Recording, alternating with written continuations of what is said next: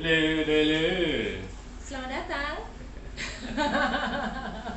Di apa ini obrolan Apa yang ini? belum ada namanya ya. Iya, obrolan yang belum ada namanya karena hanya kita yang ngobrol. Bukan lu. Did you get the reference? Ya, apa namanya terakhir kali kita ngobrol-ngobrol kita ngobrolnya tentang review whisky. Jadi ini nggak ada whiskynya, ada gin and tonic. Terus kita mau Yes. ngobrol tentang hal yang sangat membosankan ya. Sastra. Indonesia. Jadi kenapa ya kalau tiba-tiba Kita lo? kenalin diri dulu dong. Udah GR aja semua orang tahu kita. Ya, gue Mikael. Gua Bisa aja Anya. ini. Ya bisa di Google aja. It's gonna be a relevant topic ya, Google. Ya Ropas. Jadi gimana ya? Topiknya apa dulu nih kita hari ini? Ya ini kok lagi Lagi- penanya. Ini very very unscripted ya guys. Jadi kita berdua penyair, gue juga kritikus, hanya apa ambasador something else. Tapi iya nya, sebenarnya kenapa lo tiba-tiba pengen bikin vlog tentang sastra Indonesia? Kenapa? Kenapa gue yang dibantal?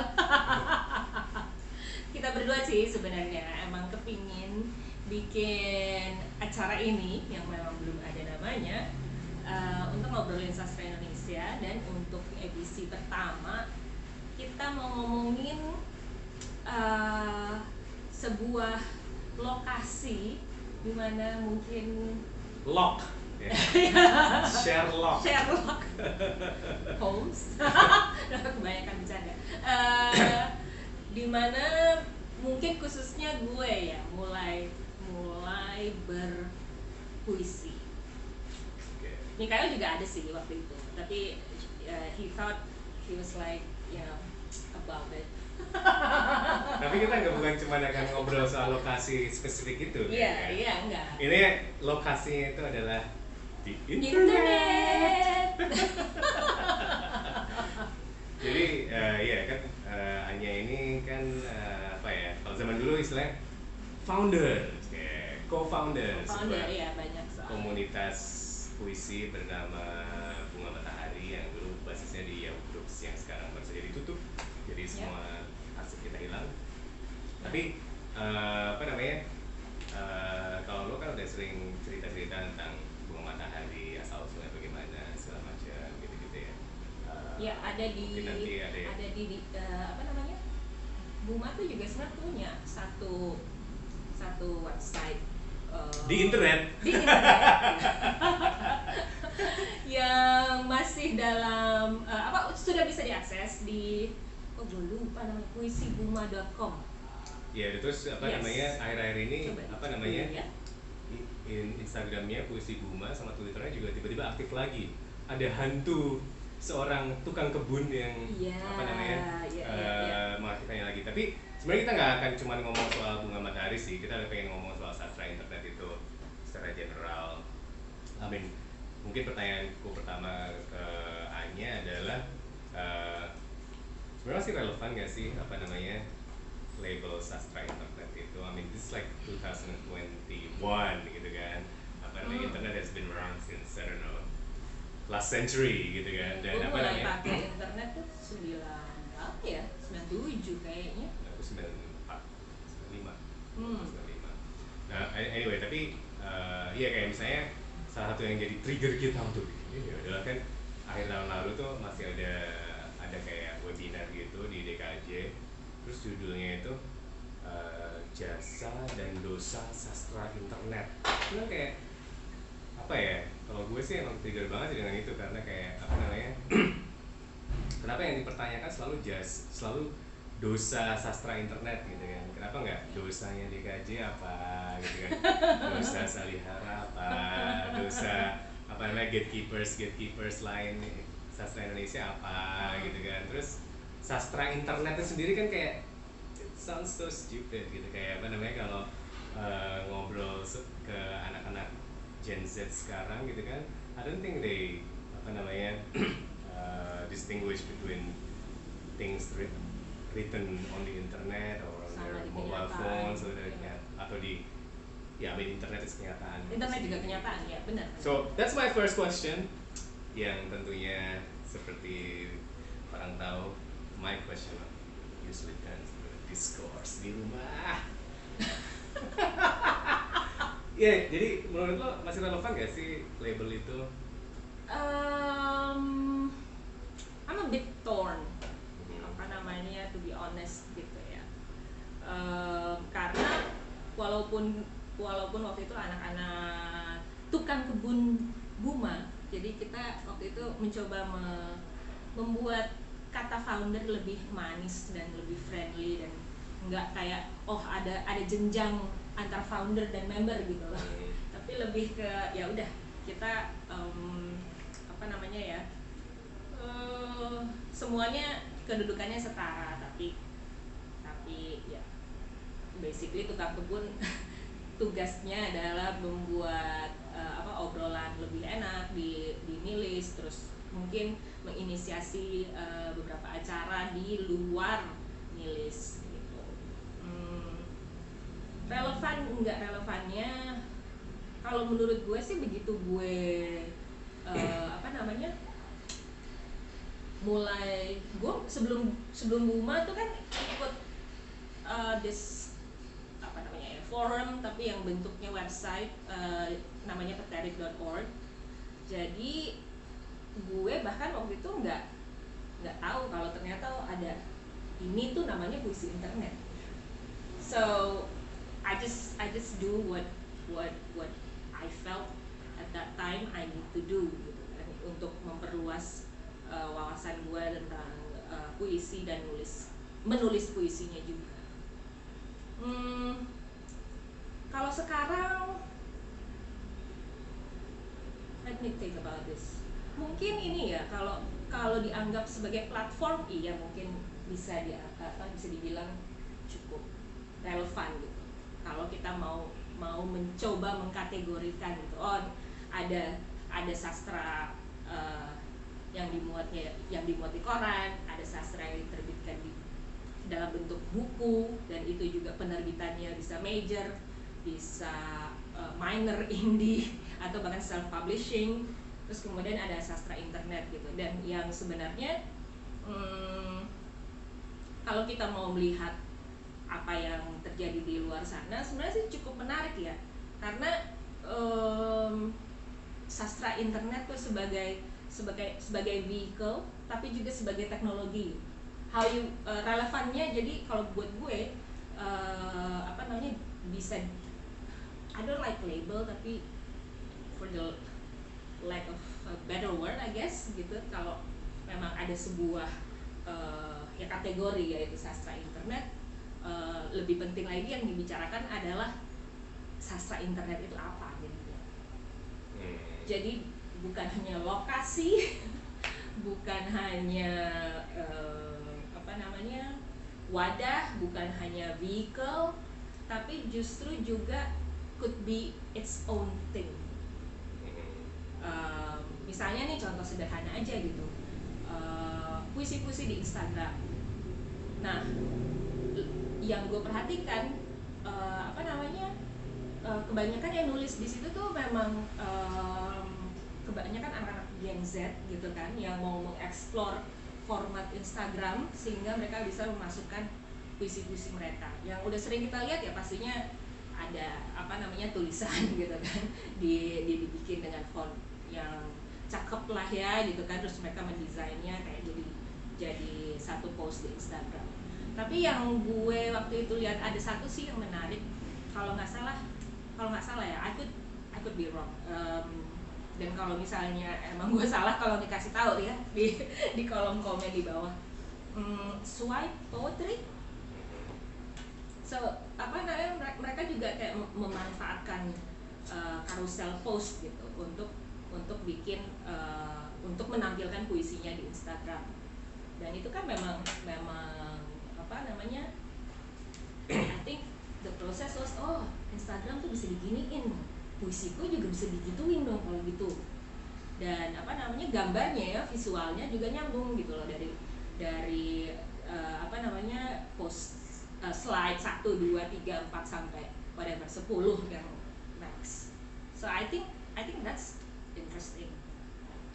Nah, itu kan namanya kayak berarti kan itu yang sekarang terjadi Instagram, sementara puisi atau sastra yang eksis di internet itu kan di Indonesia sendiri mungkin let's say udah ada sejak late 90s gitu lah. Yes. Selain Bunga Matahari yang salah satu yang pertama di Yahoo Groups mailing list kan, sebelum itu juga ada Cyber Sastra yang awalnya di website juga gitu kan. Ya, berdekatan lah ya kita waktu itu waktu keluarnya. Terus kemudian mereka juga kalau nggak salah juga kemudian ada di mailing list juga gitu kan. Yes. Mailing list kan tuh jadi kayak gede banget, ada macam-macam lah, ada apresiasi sastra, ada musyawarah burung. Kenapa namanya musyawarah burung? Apa namanya? Tapi burungnya siapa gitu. Tapi kan dengan sejarah yang panjang itu, kalau menurut lo selama ini sastra atau tulisan-tulisan atau penulis-penulis yang eksis di internet sejauh itu tuh itu mereka udah pengaruhnya apa ke sastra Indonesia sendiri gitu, kayak selama ini gitu. Itu panjang ya, berarti it's like more than 20 years gitu. Ya tadi yang gue bilang di awal basically hanya kayak mencoba mendefinisikannya dulu nih. Tapi penting juga kita tahu gitu kan apa yang terjadi gitu, khususnya di sastra Indonesia itu sendiri ketika muncul sastra di internet lewat website maupun milis gitu kan. Pada waktu itu kan itu sesuatu yang sangat baru gitu bagi banyak orang gitu, banyak orang yang terlibat di dalam industri buku dan ya memang yang para penulis gitu kan, untuk mendistribusikan karya mereka lewat internet. Dan waktu itu juga internet adalah sebuah ruang yang aman gitu. Dulu nggak ada yang misalnya. Jadi kenapa itu mereka ada banyak orang waktu itu kemudian menggunakan internet itu mungkin buat kayak yang itu kan kita udah ancient banget kan, 20 tahun yang lalu banyak yang orang udah nggak lahir juga gitu kan, belum lahir jadi baru lahir. Kenapa waktu itu banyak orang kemudian nulis di internet, bikin situs, bikin milis gitu? Karena mungkin ini ya gue sendiri pada waktu itu masih muda, jadi gue cuma bisa ceritain pengalaman gue. Gue merasa di kayak kalau ke toko buku gitu waktu itu ya yang ada Gramedia dan Gunung Agung gitu kan, yang gampang lo temui aja deh. Nah itu rak puisinya itu kok sama sekali nggak diverse gitu. Banyak lah penyair-penyair yang legendaris yang memang dijual yang bisa kita dapatkan di rak puisi pada waktu itu tahun 97-an. Dimana gue memang kebetulan kepingin mendalami lebih jauh sastra Indonesia. Terus gue pikir kok namanya itu aja sih gitu. Sementara gue udah terekspos dengan karya-karya di tertarik.org itu gitu, dan bahkan karya-karya sastra di dalam tradisi Inggris gitu kan, ya sesuai juga dengan mata kuliah gue. Kok kayaknya mereka banyak banget gitu tema-tema yang yang digarap gitu kan oleh penulis-penulis di luar negeri yang gue baca karyanya. Tapi kok di I don't know, does this sound orientalis atau enggak, tapi basically itu sih ya gue dengan pikiran muda gue waktu itu merasa kayak ini ini kurang diverse gitu, dan ada beberapa yang gue nggak nyambung gitu sama kenyataan gue gitu yang, nah kebetulan terus suatu hari ya gue tertariknya tuh kayak kumpulan puisinya Madewianta gitu. That was like apa namanya, sangat sebuah karya yang cukup advance lah untuk masanya gitu kan. So I was really drawn to that. Terus beberapa lama kemudian ada Jokpin gitu kan, dengan yang menggunakan bahasa sehari-hari gitu. Tapi kayak di Kompas atau ya buku-buku yang lain, gue merasa kayak bahasa puisinya tuh puisi banget gitu. Kayak there's nothing wrong with that of course gitu kan.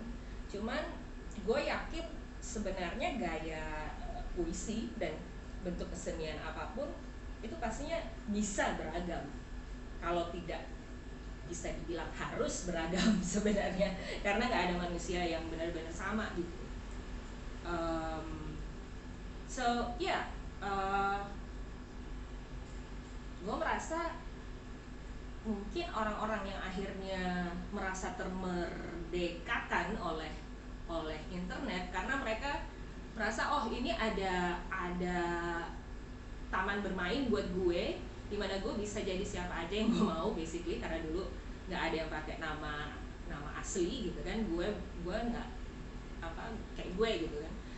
Gue Violet Eye, bukan hanya Rompas gitu, dan itu masih gue preserve sebagai kayak nama akun Instagram gue gitu kan.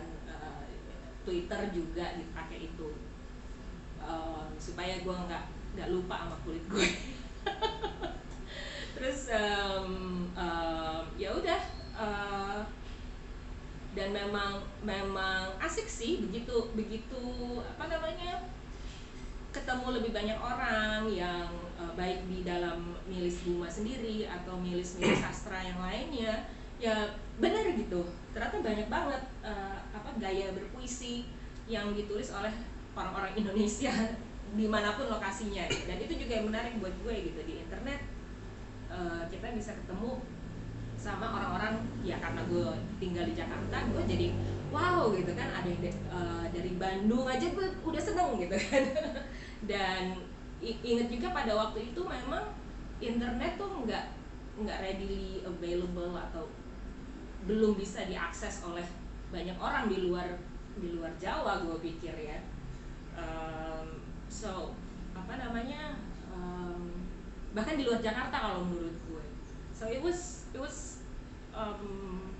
something yang gue cherish gitu, bisa ngelihat ragam gaya berpuisi dan juga yang apa namanya ditulis oleh orang-orang yang tinggal di tempat yang berbeda-beda, bahkan juga punya profesi yang beda-beda gitu kan. Kayak apa namanya, teller di bank gitu kan, atau itu apa namanya yang bekerja untuk mendistribusikan udang.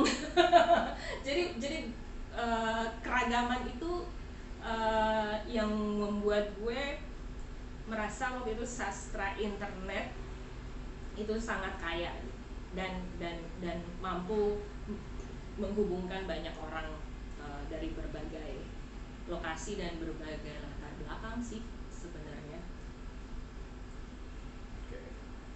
Kamu mungkin mau namain, kamu juga kan waktu itu ada di Buma. Ya, kalau aku sih mungkin, kalau aku kan kayak baru balik ke Indonesia tahun 2005 ya, di saat kayak Buma itu udah 5 tahun, terus udah ada milis-milis macam-macam gitu kan. Ya kalau aku sih emang ngelihatnya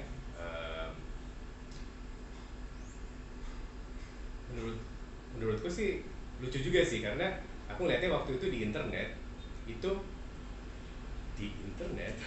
itu isinya itu both orang-orang yang menulisnya sama aja kayak di koran, cuman mereka nulisnya di internet itu kan apa namanya, kalau aku mempelajari sejarahnya gitu kan, kayak misalnya cyber sastra itu kan didirikan salah satunya untuk apa namanya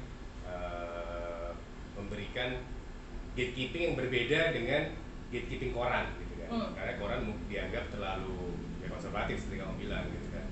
Cuman mereka waktu itu juga ada editornya gitu kan. Sementara kalau begitu di Milis kan bebas, Ya. nggak ada editornya gitu kan, semua bebas menuliskan apa namanya whatever gitu kan. Dan selain karya puisi atau apa itu kan juga ada kayak diskusi berantemnya segala macam, kayak apa Milis War dan segala macam. Nah, tapi aku lihatnya kayak misalnya aku dulu kemudian ngeliat di Buma gitu kan, aku ngeliat di Buma, wah ini lucu nih puisi-puisinya, kayak puisi-puisi kalau karena aku yang tuir gitu, aku ngerasa kayak aku langsung apa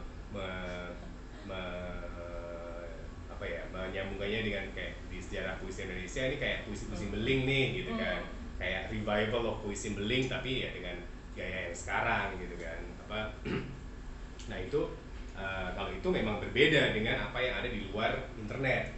Tapi di dalam internet itu sendiri juga banyak gitu, kayak menurutku waktu itu orang-orang yang nulisnya sama aja kayak di luar sana, kayak di luar internet gitu kan, kayak apa namanya misalnya kayak nama-nama kayak Hasan Absashani gitu kan, kayak apa namanya kayak itu bahkan kayak apa namanya kemarin dia kan sekarang tuh dia kan penyair yang apa namanya atau penulis yang kayak banyak menggunakan teknologi gitu kan.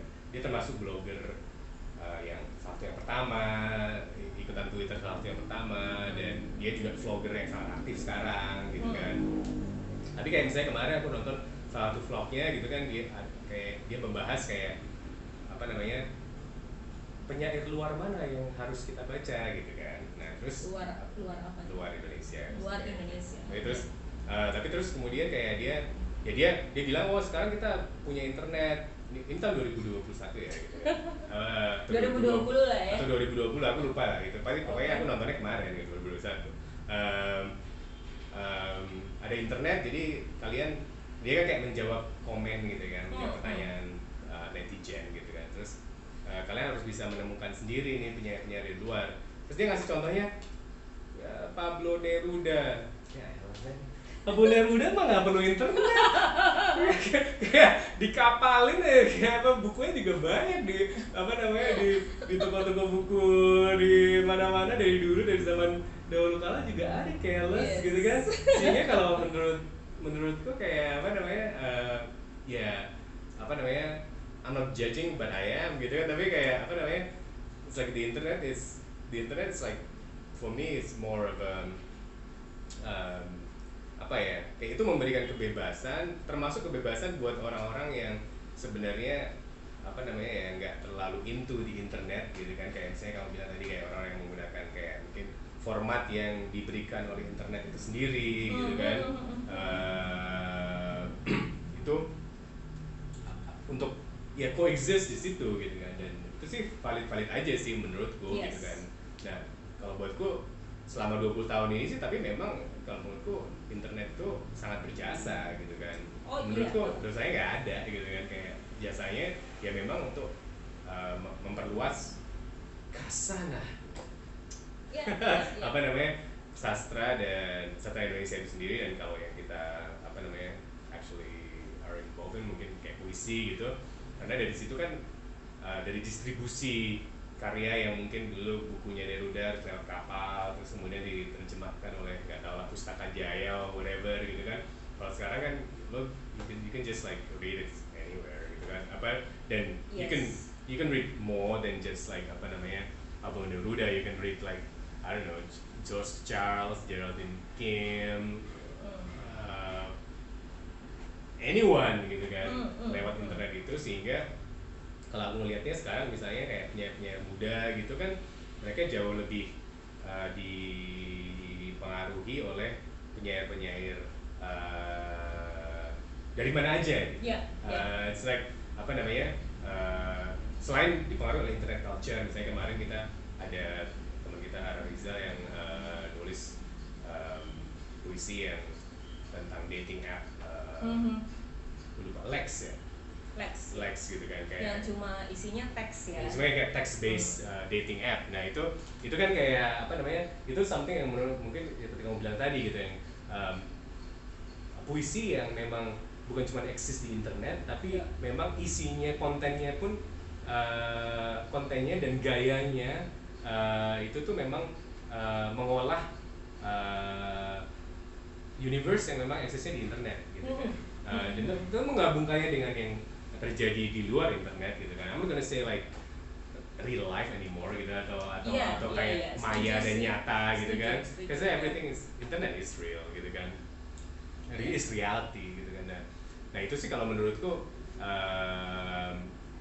ya tentunya awalnya buatku tuh awalnya internet mengenalkan banyak hal yang baru ke sastra Indonesia. Tapi terus kemudian sekarang internet it's its own thing gitu kan. Maksudnya kayak apa? Orang-orang atau penulis-penulis yang eksis di dalam internet itu we also know these people in real life sebenarnya. tapi maksudku kayak apa namanya, ada orang-orang, so it's like kayak misalnya lo ngomong soal lokalitas gitu kan, kayak write what you know atau kayak apa namanya, write what's around you, dan what's around us itu kadang-kadang sekarang bukan, apalagi lagi pandemik itu bukan cuman kayak apa namanya, apa di luar sana, di luar gerbang rumah ini kayak ada warung juga aku beli galon, bukan cuma itu, tapi juga kayak di internet di dalam sini gitu. Di internet is like what's inside my smartphones, and so it's inside my mind gitu kan. Nah itu menurutku sih memang apa at the same time kayak boundaries antara reality dan di internet itu totally blurred, apa namanya, sama aja, tapi juga memang kayak lo bisa ngelihat gitu kayak ya itu tadi kayak misalnya orang-orang kayak Afsas Hani gitu yang kayak apa namanya, dia ada di internet gitu kan, it's like a very presence di internet, but it's like a relic gitu kan, kayak apa namanya, he doesn't kayak use the internet as inspiration, kayak apa namanya, so that's I mean that's his world gitu kan. Itu jasa atau dosa ya, well you know let people decide gitu kan. Cuman kayak apa namanya, kayak kemarin aku ngobrol soal video-videonya dia gitu kan, dia kan sekarang pakai pseudonym juga gitu kan, pakai apa namanya, handle-nya dia kan juru baca gitu kan. Ada teman kita yang berkomentar, ini juru baca kurang baca sih.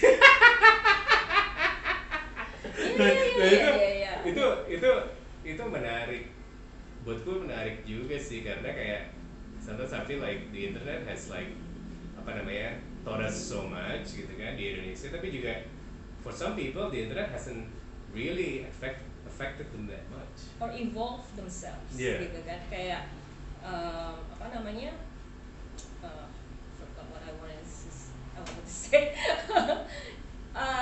Oh ya, mungkin orang-orang seperti juru baca gitu kan, mereka tuh ya I don't wanna be rude but boomer gitu kan.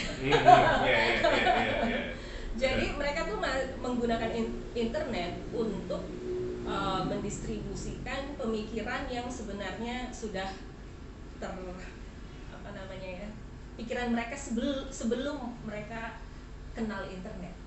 So kind of like apa namanya, memberikan sudut pandang yang ancient tapi lewat teknologi masa kini gitu. I think itu juga menarik untuk dibicarakan gitu kan.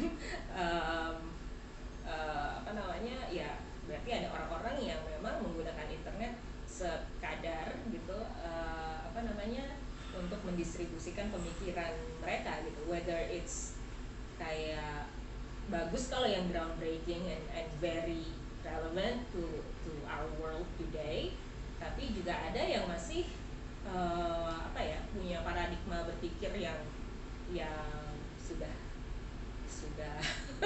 usah. Ya, I was gonna say basi gitu. Basi juga lebih parah sih ya. Tapi kayak saya ya itu kan kayak kemarin kan ada diskusi webinar gitu ya, tuntutan gitu kan, ada Banjarbaru Rainy Day Literary Festival, terus ada temenku internet, aku benar-benar ketemu in real life, Malkan Junaidi yang aku kenal di Facebook, dan I really enjoy all his writing, puisi. Dia juga menerbitkan buku, udah tiga buku puisinya. Kemudian dia juga terkenal dengan apa namanya, kritik-kritiknya terhadap sastra Indonesia di Facebook yang kayak apa namanya, dia bisa kayak nulis satu post gitu, itu jauh lebih artikel daripada Nirwan Dewanto nulis satu buku senjakala kebudayaan lah gitu kan.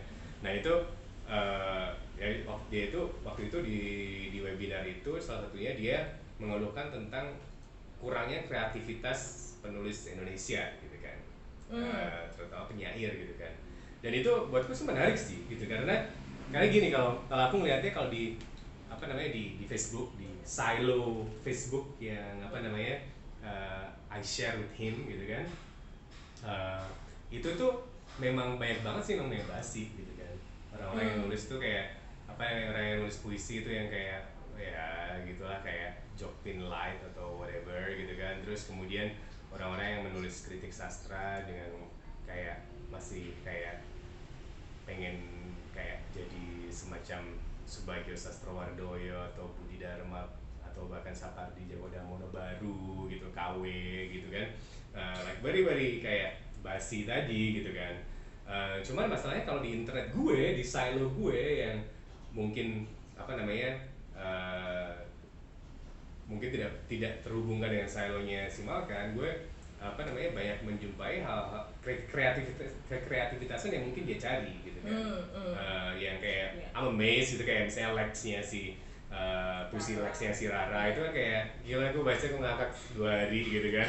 Dan it's so good gitu kan, kayak apa, dan itu so creative dan so incredible lah gitu kan. Nah, tapi itu kayak nggak, ya itu tadi kan kayak di internet kan juga karena algoritma dan segala macam udah jadi silo-silo kecil yang saling tidak mengetahui satu sama lain juga in a way gitu kan. Dan apa namanya kelemahnya di situ kan, sehingga kayak maksudnya kayak gini nih, kayak misalnya si Malkan waktu itu kan lagi ngomong tentang sastra Indonesia gitu kan. Tapi it's like my experience with sastra Indonesia and his experience is so different gitu kan. Which is fine gitu kan, tapi kadang-kadang itu yang memang kita ingin tahu juga. Iya, tapi kadang-kadang tapi aku juga kayak wah, gue pengen nih ngasih kayak puisi-puisi yang anak-anak Paku atau anak-anak itu ke Malkan gitu kan. I think I've done that maybe, I don't know, I can't remember gitu kan. Tapi aku juga menarik juga sih melihat kayak apa namanya puisi-puisi yang dihasilkan di silonya Malkan gitu. Bukan cuma oleh Malkan sendiri, tapi kayak misalnya ada penyanyi juga namanya Binhat Nur Rahmat gitu ya, Mustang banget, tapi I kind of like him. tapi kayak misalnya menarik juga, dia akhir-akhir ini dia banyak nulis puisi tentang kuburan gitu kan. Karena dia terobsesi dengan kuburan, pengen bikin kuburan virtual dan segala macam gitu kan. I mean it's kind of funny juga sih gitu kan, kayak apa namanya, karena itu tadi gitu kan, kayak internet kayaknya udah jadi repository, bukan cuman apa ya, kayak kamu bilang tadi, kayak misalnya mungkin dulu awal-awal internet cuma ada di Jakarta, Jawa, dan Bali mungkin gitu kan. So the internet experience kind of urban gitu kan, kayak apa namanya puisi-puisi anak Buma waktu itu juga kayak very urban. Tapi sekarang kayak puisi di internet tuh bisa kayak bisa urban, bisa pastoral, bisa macam-macam sih gitu kan. So apa ya, kayak aku merasa kayak kreativitasan yang dicari-cari Malkan tuh bisa ditemukan di internet gitu kan. Dan memang kayaknya nggak bisa ditemukan di buku gitu kan.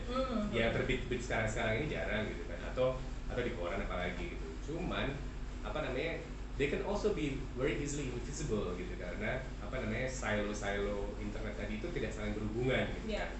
Dan apa namanya bahkan in some ways maybe they're like bukan cuma tidak saling berhubungan, tapi malah makin susah untuk dihubungkan gitu. Karena kayak gimana mau menghubungkannya gitu kan, kayak nggak ada. Iya, nggak masuk aja di algoritma gitu. kita masing-masing. Iya, gitu kan. Udah nggak friends, nggak masuk algoritmanya juga gitu kan. Jadi it's like I'm feeling like the internet, kayak sastra internet tuh has actually done a lot to sastra Indonesia. Apa namanya, like there's some amazing stuff out there. Tapi apa namanya, tapi they're not gonna be necessarily acknowledged atau seen even gitu kan by publik sastranya itu gitu. Ini I think I have 2 points to discuss. Satu gue orangnya gampang lupaan, jadi maafkan ya guys kalau agak agak lemot. Satu I think ini nih, oke. Tentunya gue harus menyebutkan sakit hati gue ya. Kalau di kota Kembang Api ada tuh di bus gue kesedihan yang sangat tua. Oh, yeah. I'm like, but I embrace that side of myself.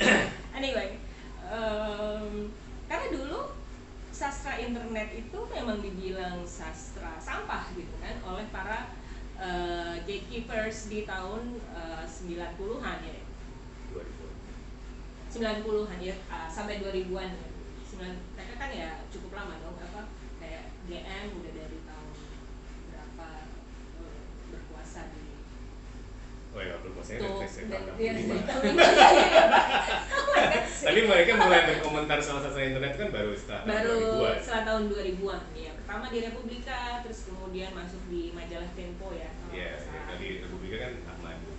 Ya itu yang dia mengeluarkan kata sastra internet tong sampah itu kan Ahmad. Iya. Nah tapi kemudian apa namanya, orang-orang ini akhirnya masuk juga gitu kan, malah jadi seleb tweet gitu. Dan apa namanya, gue sih penasaran aja gitu ya, what's in their head gitu kan, ketika mereka juga udah memanfaatkan apa namanya, this place gitu kan, this location, I keep calling it location gitu kan, apa sebagai tempat bermain mereka juga, padahal just a few years ago mereka bilang itu sastra sampah gitu kan. Ya, internet itu tong sampah. Dia merasa kayak, oh, actually do belong here too, cause I'm sampah juga. Hashtag sampah gitu. Abang. Anyway, apa namanya, ya itu menarik nih sekarang nih, apa kan udah 20 tahun lewat gitu. Gue inget Norman pernah nanya sama gue, apa namanya, Kak, gimana apa namanya bedanya dari tahun 97-an gitu kan, sastra Indonesia dari tahun segitu sama yang sekarang udah mid 2000 lah. Terus jawaban gue, sayangnya progresnya nggak banyak. Karena itu tadi gitu kan, para gatekeepers akhirnya bercokol juga di ruang internet, sehingga yang tadinya gue sempat bilang internet itu sebuah safe space, dan ini juga hasil diskusi juga sama Ninin, I'm like kayak now it's not as safe dan egalitarian as it used to be gitu kan.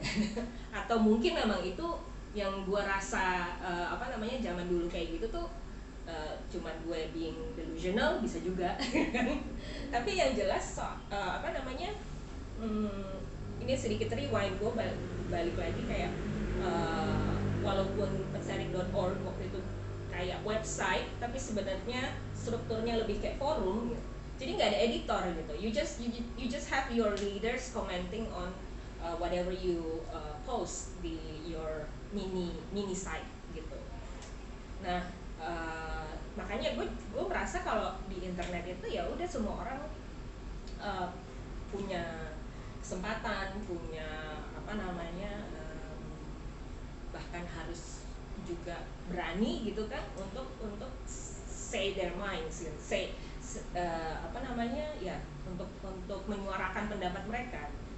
Dan apa namanya, jadi kayak dulu tuh buat gue proses konsep gatekeeping gitu tuh agak kayak harus ada ya. That was my own personal reaction gitu kan. Tapi ya begitu gue apa namanya mulai berteman dengan anggota-anggota komunitas milis yang lainnya, gue jadi lebih terpapar juga gitu kan dengan politik sastra Indonesia yang pada waktu itu internet dijadiin bantal gitu untuk kedua kubu yang tidak atau beberapa kubu yang punya pendapat berseberangan untuk apa namanya ya, saling berargumen gitu kan.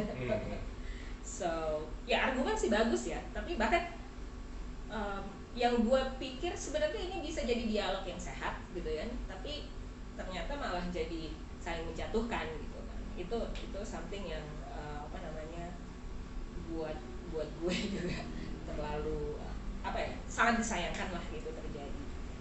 So right now nih ketika akhirnya oke nih para gatekeepers terus kritikus mereka dulu ini sekarang semuanya ada nih di internet gitu kan, dan juga penyair penulis baru yang basically begitu lahir emang udah ada Instagram gitu kan.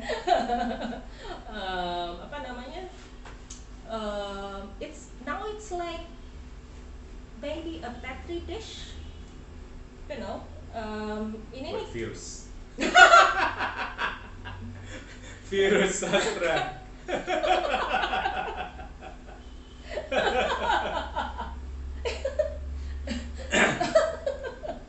Yeah, well, apa namanya, kalau menurut gue ini sekarang domain ini gitu kan, ini juga sedang apa namanya ya, masih dalam tahap percobaan nih.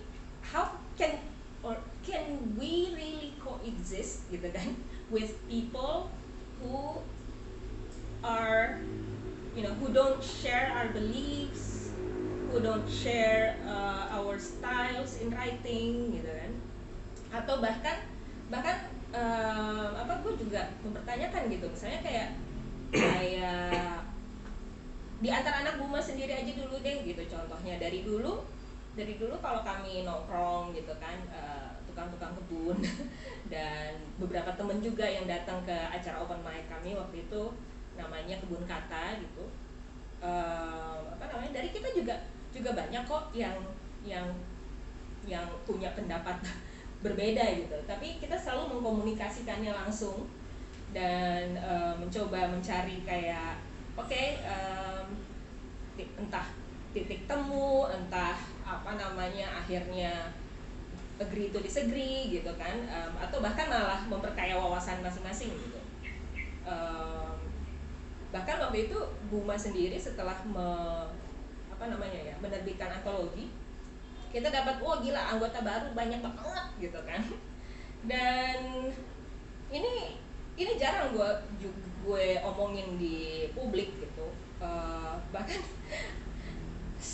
beberapa oknum di apa namanya, arus pendatang I know, apa namanya, second wave.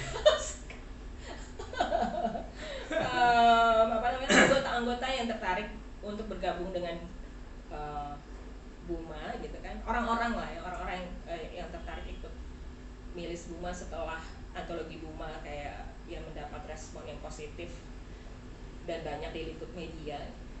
Nah, terus mereka masuk ke Buma, terus mereka mungkin agak kaget, oh begini ya dinamika di Buma, kayak semua orang tuh basically bisa beride gitu kan.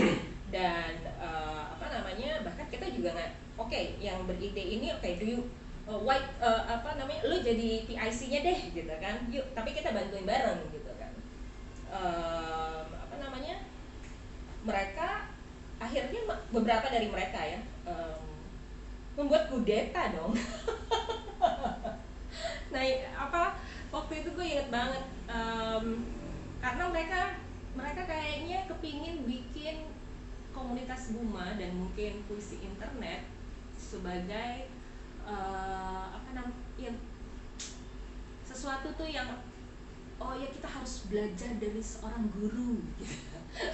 Mereka mau membawa Buma ke arah sana gitu, instead of kayak kita belajar bareng-bareng, yuk ya nggak apa-apa mengundang penyair atau penulis atau tokoh yang apa, inspiratif gitu kan untuk diajak ngobrol bareng, tapi kita nggak pernah gitu di acara Kebun Kata tuh ada apa namanya, kita mendengarkan satu orang pidato gitu kan. Kita tuh kepinginnya lebih kayak oke, ada satu topik ngomongin bareng-bareng. Nah, orang-orang yang nggak setuju ini akhirnya mereka bikin kebun kata sendiri di mana apa namanya, di hari yang sama, di mana kita udah janji oke nih, kita ada konflik nih di antara satu sama lain, yuk kita obrolin. Terus kita di stood up dong. Di stood up karena ternyata mereka apa namanya, bilangnya mau datang, tapi malah bikin kebun kata sendiri gitu di salah satu rumah anggota baru yang kemudian apa namanya, mendirikan sebuah penerbitan indie. Dan apa namanya, mereka mencontek cover apa namanya, kota ini kembang api yang edisi pertama. Tapi, anyway ya. Jadi intinya kalau ini maksudnya mereka kayak pengennya puisi di internet itu juga perpanjangan tangan dari puisi pada saat itu di luar internet. Di luar, iya. Sorry it took me a long time. Itu memberikan konteks ya, orang kan belum tentu tahu kan tentang what the hell happens di Buma. But you know me and what I'm struggling with every day. Ya, terus tadi ada poin kedua apa tadi? Ya tapi kayak apa namanya, ya kan tadi kan kayak ada orang-orang yang apa namanya, ya memang kayak intinya kayak basi aja gitu kan, kayak apa namanya, belum bisa keluar dari apa namanya, tidak melihat kemungkinan yang ditawarkan oleh internet itu sendiri gitu kan, karena mereka ya udah, puisi itu udah sesuatu yang didukung nang ningnung agung, sehingga kayak sort of kayak the idea of the democracy in the internet is almost like pretty offensive to them gitu kan. Nah, tapi itu kan sebenarnya nggak terlalu ngaruh kan ke apa namanya, it's like I don't wanna be like kayak saya gue di internet marginalized, enggak sih gitu kan, kayak I think both of us have like gained quite a lot of like power and privilege from being on the internet for so long. tentunya karena ternyata apa namanya, apa yang terjadi di internet gitu kan sebagai lokasi juga akhirnya dibawa oleh orang-orang yang tadinya besar di internet, lalu kemudian sekarang masuk ke kekuasaan. Itu apa namanya, yang makanya menurut gue penting tadi untuk gue ngomong soal apa, Buma juga sempat dikudeta segala macam, apa namanya, so we are both privileged gitu kan, karena kita udah kenal nih orang-orang ini, so we kind of have we do have it gitu, we have the agency untuk nggak setuju, mengekspresikan secara publik bagaimana kita nggak setuju dengan pandangan mereka ini. Dan apa namanya, mungkin apa, anak-anak sekarang gitu kan banyak yang sebenarnya juga sudah menyuarakan itu gitu kan, melanjutkan membuat itu apa namanya, didiskusikan gitu kan di sosial media. Tapi mungkin ketika di forum itu mereka jadi nggak berani ngomong gitu kan, mungkin karena they didn't have that apa namanya, keberanian, dalam arti kayak mungkin resikonya lebih besar buat mereka kalau mereka mengkritik apa namanya, para gatekeepers yang bahkan sekarang masih berkuasa dan membawa nilai-nilai lama gitu di dalam apa namanya, the way they try to portray sastra Indonesia zaman sekarang. Ya itu kayak apa ya?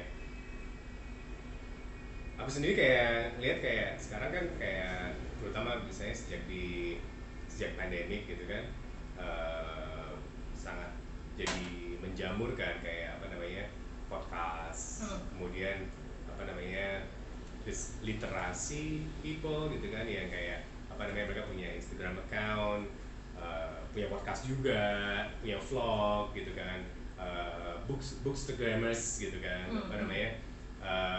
Nah itu tuh aku yang rada khawatir atau apa ya, I mean it sort of fascinates me at the same time as worrying gitu kan, karena kayak it's like ya seperti kamu bilang tadi gitu kan, kayak misalnya pada waktu itu udah ada internet nih, wah asik banget nih kita bisa melakukan apa aja, terus kemudian ada orang-orang yang kayak malah pengen itu mundur lagi gitu kan.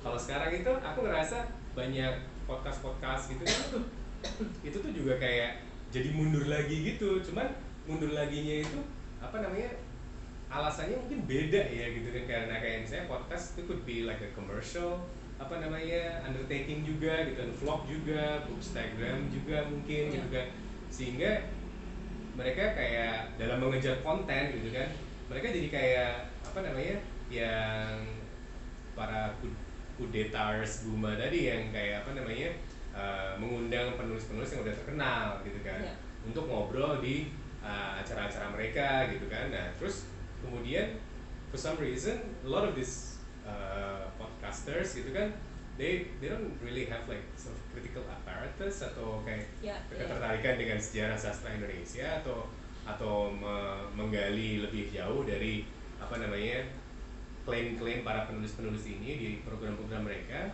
sehingga kayak banyak banget podcast ini atau akun-akun ini tuh jadi kayak semacam cuman loudspeakers for apa itu propaganda para penulis-penulis ini gitu. Padahal kan penulis-penulis ini kadang-kadang ada yang lagi apa namanya, lagi promo buku atau lagi memang lagi kayak pencitraan aja gitu kan, sehingga kayak aku ngerasanya itu kayak it's almost like akhirnya namanya juga itu aja gitu kan, kayak apa namanya, Mansur lah, siapa yang lagi masa sekarang lagi nerbitin buku atau gimana, dan juga kayak apa namanya, it's not very critical gitu kan, kayak nggak di mereka ngomong apa misalnya, misalnya dia Anugrah ngomong apa, oh dia baru menerbitkan anti puisi gitu, terus apa namanya, oh ini inspirasinya dari Para dan William Carlos Williams gitu, tapi apa namanya, nggak dikejar gitu oleh apa namanya, para podcastersnya gitu, kayak oke deh lo bacain deh puisinya Para sama puisi lo gitu, kita apa namanya apa, beneran anti puisi nggak nih gitu puisi lo gitu kan, atau bukan berarti harus ya, tapi kayak perbedaannya apa, klaim lo itu jadinya bener atau enggak, atau kemudian apakah mungkin kemudian anti puisi Indonesia apakah berbeda dengan anti puisinya Para atau apa namanya anti poetic tendencies-nya Williams gitu kan, kayak percakapan-percakapannya itu jadi kayak apa ya, waktu itu kan si Intan Paramadita pernah bikin etalase pemikiran perempuan gitu kan ya, which I think was a really good program gitu kan. Nah ini tuh kayak podcast ini apa, channel-channel literasi dan bookstagram ini tuh kadang-kadang tuh jadi kayak semacam etalase tapi bukan etalase pemikiran yang kritis tapi etalase propaganda penulis gitu kan, dan benar-benar cuma di etalase dipajang doang gitu, terus kayak kita oh keren ya gitu kan, kayak kita sebagai publik tuh cuma window shopping doang, kita nggak dikasih misalnya kayak oke, barangnya itu klaimnya itu dikeluarin dari etalase itu dibongkar gitu kan, oh ini isinya gini loh, gini itu nggak ada unboxing gitu kan. Puisi. Unboxing puisi harusnya kan ada unboxing, that's another program gitu kan, kita unboxing puisi gitu kan. Nah itu tuh apa, menurutku it's almost like buset nih, kayak internetnya malah jadi kayak budaya internetnya malah jadi kayak in terms of like technology, yes it's so much more advanced gitu kan, walaupun kayak apa sih bedanya podcast sama program radio, kadang-kadang kayak sort of the same now gitu kan, apa tapi cuma lebih banyak aja gitu kan. Nah itu tapi jadi kayak mundur lagi gitu kan, dan itu menurutku kayak worrying juga ya, mungkin ada hubungannya dengan silo tadi gitu kan. Nggak banyak orang seperti Malkan Junaidi gitu kan yang melihat silonya terus kemudian bisa melihat bahwa there's something wrong with this silo gitu kan, there's not enough creativity, there's not enough critical attitude atau atau kritik ya, apalagi kritik gitu kan. Yes. Sehingga kayak perlu dipermasalahkan nih gitu kan, perlu dibahas lah gitu kan. Yang ada semuanya kayak oh iya bagus ya puisi sastra so cool, kayak makes our life more meaningful. It's like no, sastra makes your life more ribet kali. nah itu kayak menurut gue gitu kayak apa, itu kayak di internet sendiri itu sastra juga maju mundur gitu kan.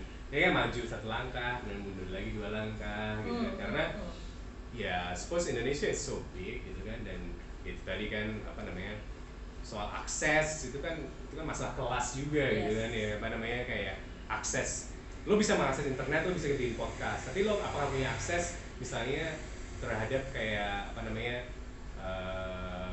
critical theory gitu kan, itu masalah pendidikan gitu kan, kita kan nggak tahu gitu kan apa namanya, terus kemudian itu kan masalah kelas menurutku gitu kan, walaupun udah ada LPDP dan segala macam, tapi ya apa ya, bahkan yang bisa apply LPDP belum tentu semua orang gitu kan, walaupun ada affirmative action segala macam di dalam LPDP itu sendiri gitu, cuman ya nggak tahu juga berhasil atau nggak, tapi anyway, tapi kayak menurutku jadinya tuh kalau buatku sendiri sastra internet sekarang itu sort of kind of like there are things yang kayak really excite me gitu kan, kayak dari kayak karya-karya yang aku lihat sehari-hari, tapi juga ada hal-hal yang really worrying gitu.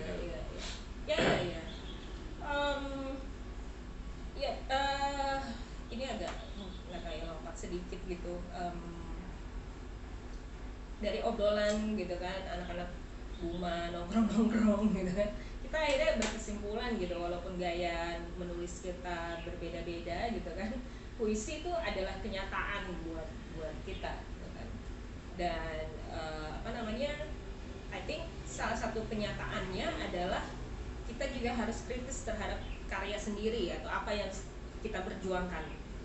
Kalau menurut gue gitu kan, terutama ya kalau dilihat dari perjalanan apa namanya, gue mulai berkarir di sastra Indonesia gitu, so apa namanya, memang apa ya, kita kan juga terpapar sama kayak Ubu Web gitu kan, yang dari dulu juga mendisplay gitu kan karya-karya yang memakai teknologi yang bahkan specifically cuma bisa dinikmati di internet gitu kan, nggak di dalam bentuk buku gitu. Yang menurut gue gitu kan, dengan apa namanya, seniman-seniman dan penulis-penulis Gen Z Indonesia sekarang gitu kan, akan menarik kalau mereka juga bisa, because I'm just too old mereka juga bisa apa namanya, bereksperimen ke arah sana gitu kan, karena itu kan juga sudah jadi kenyataan yang natural di dalam hidup mereka gitu kan, their apa istilahnya apa sih, native internet native gitu kan. Ya itu kan sebenarnya ada kan, kayak misalnya Farhana bikin video animasinya dia, Ninin juga bikin video gitu kan. Ya itu kan sebenarnya ada di luar sana, lumayan banyak ya gitu kan. Tapi it's like not enough gitu kan menurutku gitu. Aku juga jadi teringat sih dulu juga yang apa namanya, yang bikin apa namanya, aku bersemangat gitu kan untuk mencari kayak atau untuk ya mencari orang-orang yang juga terbuka gitu untuk bereksperimen dengan puisi dan kenyataan mereka, apa namanya, terus disuarakan, dinilis gitu kan. Dan itu juga apa, sebuah radio ku matikan gitu kan, dari Dorothea Rosa Herliani. Jadi kayaknya ya, sorry gue agak jumping gitu. Kalau dari gue pribadi, gue kepingin bisa lebih banyak melihat puisi yang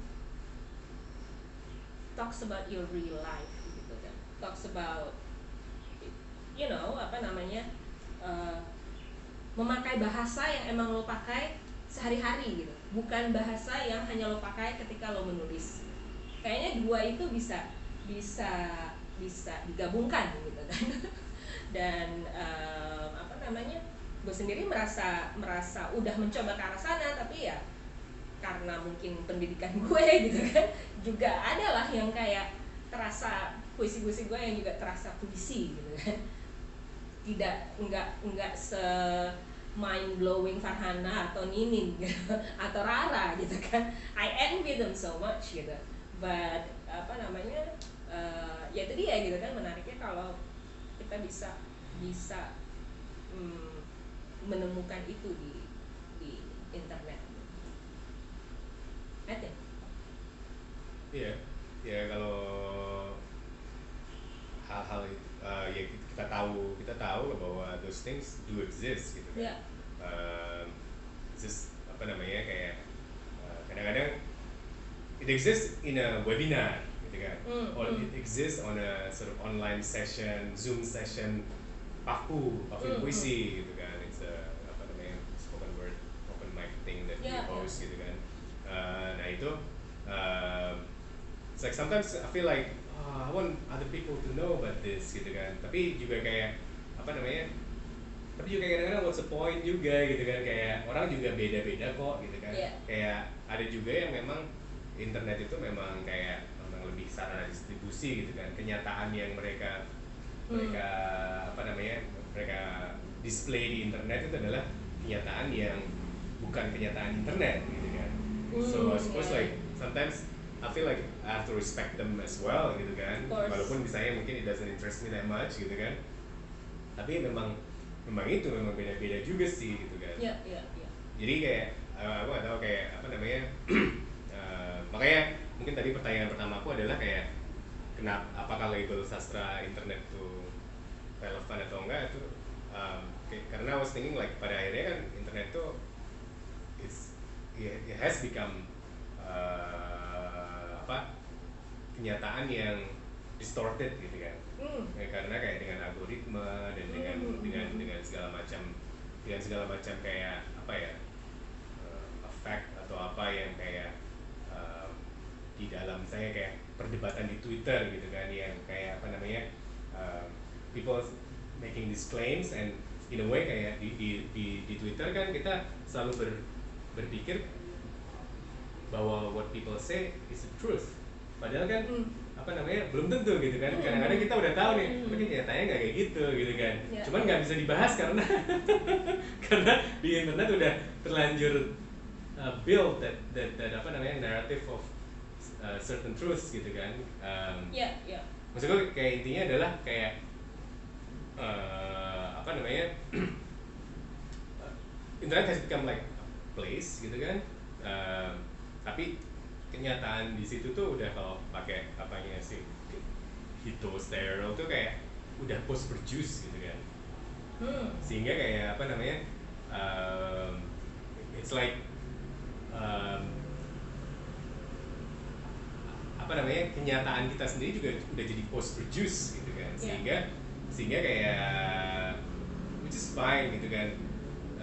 Tapi jadinya kadang-kadang merasa kayak apa namanya dejected atau kayak putus asa gitu, sehingga kayak misalnya aku pengen share my reality ke internet gitu kan, ke publik sastra yang ada di internet.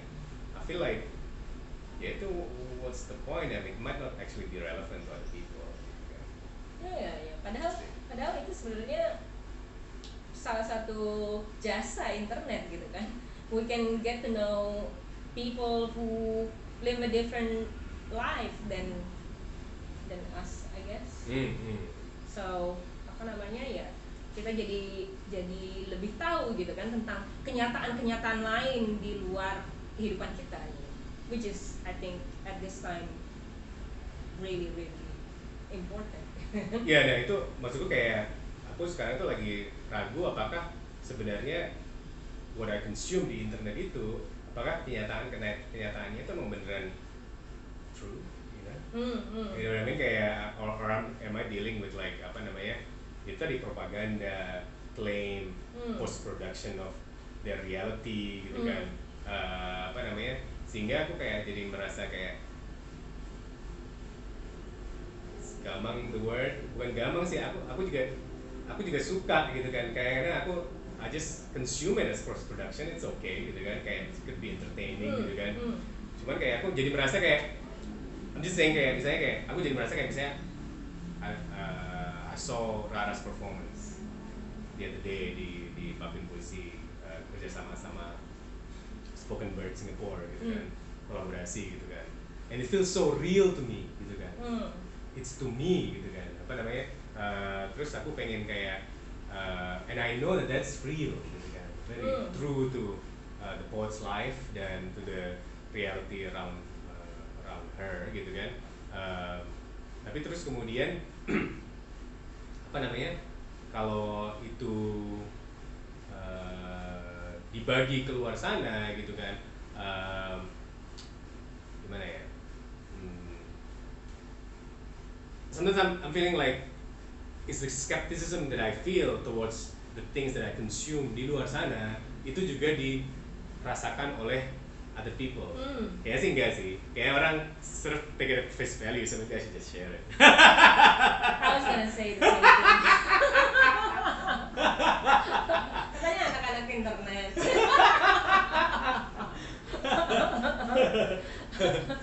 tapi menurutku that's important sih kalau buatku, kayak pada saat kita mengkonsumnya gitu kan.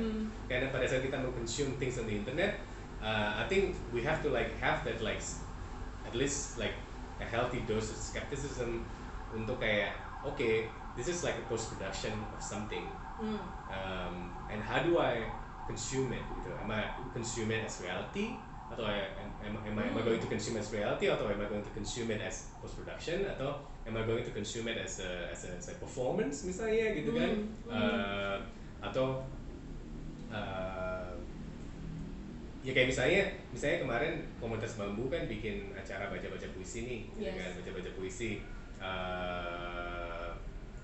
terus di-upload di YouTube, puisi-puisi setor semua orang gitu kan. Nah, terus kemudian ada salah satu puisinya si yang baca Afrizal, terus Afrizal kayak emang selama pandemi ini dia udah bikin banyak video-videonya internet culture banget lah, pakai apa namanya, kayak very meme like gitu lah, pakai apa namanya, dengan video yang diedit pakai apa namanya, scrolling screen bla bla bla. Nah itu misalnya dibanding yang video-video yang lain di Komunitas Bambu bisa terlihat kayaknya mungkin lo bisa kayak oh canggih ya gitu, tapi kan apa namanya, actually that style is like privasi gitu kan. Kayak misalnya Ninin juga udah bikin tuh kayak scroll apa namanya screen tahun 2000 berapa tuh, 11 atau gimana gitu kan, dan sehingga kayak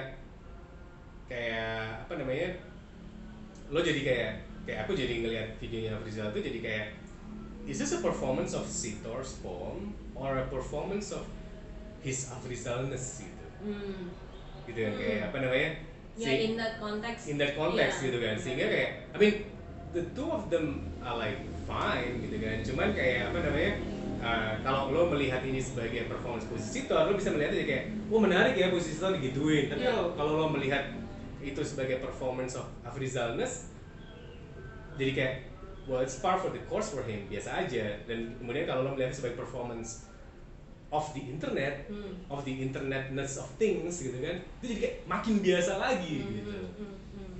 Kayak gitu sih. Ya ini agak digress. Farhana kan juga baca ya salah satu puisinya Sitor Situmorang, terus dia membuat kayak Morse code gitu kan, suara. Puisinya apa ya? Waktu itu lupa deh. Something Sandi. Iya, and I think apa namanya, menarik juga ya, masa kalau dibandingkan antara Farhana sama Afrizal gitu kan, ketika kita membacakan puisi penyair lain gitu kan, we also have to add our own take gitu kan, and kind of like make it our own, tapi juga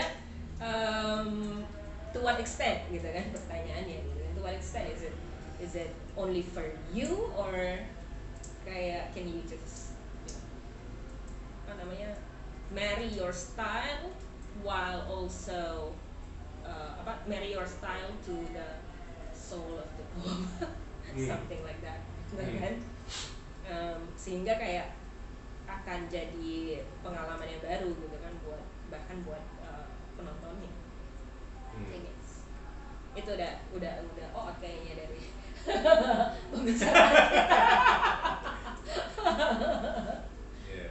Tapi I think that's something yang juga kalau mau coba kita tarik kembali gitu kan ke topik apa namanya sastra internet gitu, itu salah satu bahan yang bisa dibicarakan gitu kan, yang bahan bisa dieksplor juga gitu kan, the use of technology gitu kan. Are you going to use the the platform together with the technology, or are you just going to use it as a platform gitu kan, secara sederhana ya gitu kan. Ya kan, aku ingat waktu itu pas aku masih belum sadar politik sastra. Terima kasih pada salah satu orang dan Catherine Bandel, guru politik sastra dan sastra seks dan perempuannya untuk menyadarkan kita semua. Juga bukunya Widya Herlambang, Kekerasan Budaya Pasca 65 gitu kan. Waktu itu kan pernah diundang sama kamu juga kan, yang ngobrol tentang sastra internet di Hutan Kayu gitu kan. Iya. Actually pada saat itu, iya. pada saat itu kan, di saat semua orang kayak ada Cunong sama Akmal Nasiri Basral, mereka memamerkan teknologi internet yang sangat pada saat itu pun udah basi gitu kan. Kalau aku kan waktu itu, dan I'm sorry but I've been proven right gitu kan. Maksudnya kayak apa namanya, pada saat itu kan aku bilang actually kayak sosial media, internet terutama sosial media gitu kan, sosial media itu akan pengaruhnya itu jauh lebih banyak tuh tentang distribusi karya daripada the actual form, the actual seperti yang dikeluhkan Mal kan, sampai sekarang formnya masih belum kreatif juga kok, tapi distribusinya oke gitu kan. Orang bisa bikin podcast, bisa jadi lumayan punya banyak followers gitu kan, bisa jadi kayak punya banyak subscribers sebagai vloggers, sebagai bookstagrammers, punya banyak followers, tapi jadi distribusinya jadi canggih gitu. Cuma kayak the form of this sastra Indonesia itself menurutku sih secara keseluruhan pretty stagnant. Iya. Siap. I mean kayak apa namanya? Padahal kan sebenarnya untuk mengembangkan formnya itu kan nggak perlu pakai teknologi juga. Maksudnya kayak bisa juga, I don't know, just some sophistication of the mind atau whatever gitu. Iya, maksudnya sesederhana kayak puisinya Rara gitu kan, membicarakan dating app terbaru. Iya. Bentuknya tetap teks gitu kan. Bentuknya tetap teks gitu kan. Tapi it's so canggih, it's like apa namanya, sophisticated dalam cara puisi itu, ya itu kayak bukan cuma membahas dating app terbaru gitu kan, dan sehingga tren terbaru di internet gitu kan, text based dating app, tapi juga kayak apa namanya, so it's sort of kind of playing with that gitu kan, karena kayak puisinya jadinya text based juga gitu kan, nggak dicanggih-canggihin gitu kan. Sehingga kayak the text, the poetry, the poem itself becomes sort of kind of like mungkin ya entry di dating app itu untuk misalnya catch people's attention gitu kan. And I would date Rara atau apa namanya, whoever wrote this poem gitu kan, because of that poem gitu kan. I like this person. I love this person. Yes, please gitu kan. Aku nggak tahu gimana itu swipe kanan atau swipe kiri atau gimana, tapi jadinya kayak naksir nih gitu kan. Nah itu kan, sehingga itu kan juga bahkan itu kan kayak malah fungsi ancient poetry gitu kan, protreptik gitu kan, kayak apa namanya, kayak fungsi kuno poetry sebagai kayak apa namanya, sebagai ya kayak buat apa namanya, buat menarik orang gitu kan. Kayak apa namanya, kayak love poemsnya Shakespeare lah, atau love poemsnya apa namanya, siapa, I don't know who writes love poems, like Sapardi gitu kan, atau ya aku ingin mencintaimu dengan sederhana. Kalau ini kan Rara kan aku ingin mencintaimu dengan super rumit dan pakai teksnya panjang banget. Can you take how not sederhana I am gitu kan. Ada ini ya, silver queen hashtag gitu. Iya gitu kan kayak apa, that's yes totally entertaining lah gitu kan. Ya, sama sih. Ya, I'm also aware gitu kan, dengan posisi kita gitu. Ya apalagi kita juga eh, mengurus rumah tangga, bekerja dan segala macam gitu. We don't actually have much time gitu. Dan gue sendiri juga punya blog gue sendiri gitu kan, dengan apa namanya, ketika gue mungkin mentally a bit unstable segala macam, itu juga sebenarnya I have to admit, apa namanya, gue merasa kayak bahkan belum ketemu banyak orang gitu kan. Mungkin ada banyak kayak Rara di luar sana yang juga bikin karya yang keren-keren, tapi mungkin apa namanya, ya have no connection ke apa namanya dunia sastra in general, atau kayak mungkin sesederhana KPD, atau ya belum menemukan tribe-nya sort of gitu kan. Yeah, I think this is like a call juga gitu kan, if you do have like things that you wanna share, ya udah di share aja. Dan I think that's also why we created Pavilion Puisi gitu ya. Apa namanya, untuk mendapatkan walaupun sebelum pandemi, ya dengan segala keterbatasan dan memang kita berdomisili di Jakarta gitu kan, memang lebih banyak anak-anak Jakarta, Jabodetabek lah. Bahkan ada juga yang naik motor dari Puncak siapa ya gitu, bela-belain ke Paku gitu kan. Dan apa namanya, regulars maupun yang baru datang ke acara Paku tuh mereka dari background yang sangat bervariasi gitu. Dan apa namanya, gue nggak mau bilang dari yang privilege sampai yang less privilege, karena privilege itu kan juga, privileges itu kan juga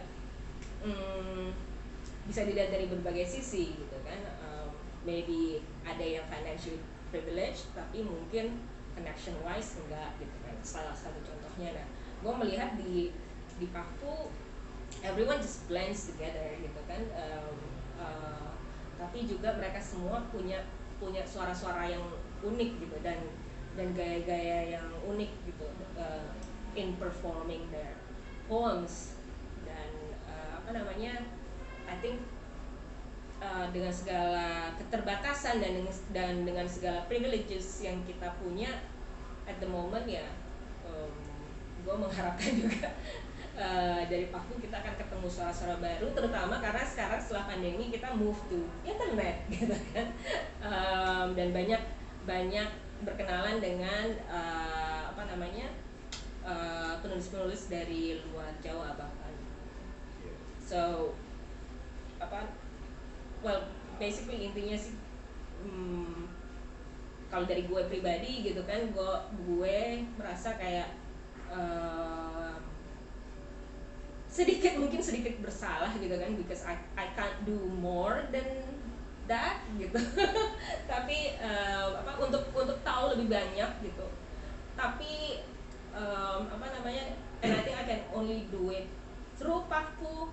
Tapi I'm also like very eager gitu kan to meet new people and apa namanya, ya just have a discussion gitu kan, dari penyair muda maupun yang sudah berumur dari manapun di Indonesia, bahkan dari apa namanya luar Indonesia. And I think internet is kayak one way to do it gitu kan. Ini kayak apa namanya, Paku jadi Paku Rasa Buma gitu. Kalau menurut gue ya sekarang gitu. Ini udah 1 jam lebih. Oh my god, I'm Kayaknya- sure you all have like Kayaknya ini udah waktunya ketiduran. Waktunya untuk post berjuice. Sebenarnya ini semua adalah propaganda kita berdua juga. Well, yeah, just let us know what you think. Whether apa namanya, ada hal yang Di komen. Ya, di komen gitu. Cah, udah gaya gini aja. Apa you have like kayak pasti ada yang setuju atau nggak setuju atau gimana ya. We're always open to like having a healthy conversation about different ideas and things. Oke. Thanks kalau kalian udah last until this, far into the video. Yeah. Aku matiin dulu ya sekarang ya. Yes. Atau kamu ada ngomong-ngomong Enggak, lagi? kita- Nggak ya? Oke. Aku matiin dulu karena kita Bye-bye. nggak punya clicker. Good night mungkin karena udah ketiduran. See you in the Okay. next episode.